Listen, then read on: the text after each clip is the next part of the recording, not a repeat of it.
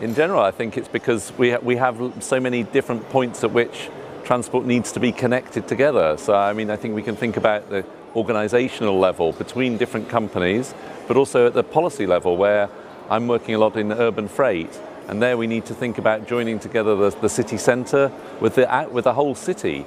And so for me, the idea of the seamlessness is very strong in terms of that. I think what I notice about this event is that you're bringing together people from quite a big range of countries with quite different perspectives, and it's a chance to have a dialogue between policymakers, academics, industry, and focusing on things that we could actually change and do. So I think that's quite inspiring, because to change something is always difficult. So I like that idea, to bring these people together. I'm an expert in urban freight transport, but my reason to come is because I think that the idea of engaging with other people, not just in that field itself, but the policymakers that shape that and the business people that have an influence on it, is a really good opportunity to take part in that discussion in a different style of conference, not just a conference, but breakout sessions, seminars, some workshops, and some social engagements. Well, I think for me, what I see working a lot in London, for instance, a big city, where what's really great is that in the last 5 years, this topic went so much higher up the policy agenda.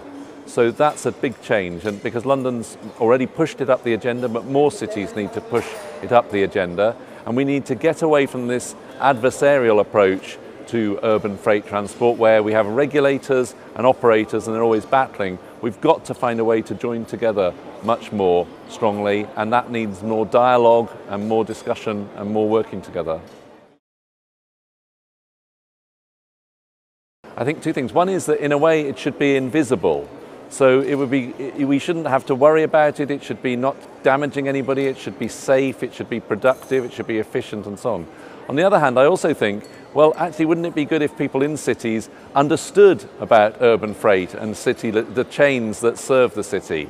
So on the one level, I'd like to see it to be invisible, and on the other level, I'd like to see people as a level of citizens actually think, oh yeah, I'm at the end of the supply chain, or I actually cause part of this supply chain to be the way it is, and to understand the rather technical discussions that happen here. And so for me, that's one of the things we need to do, is get better at communicating this topic to people who live and work in cities, so that they're more engaged in the last mile discussion about the supply chain.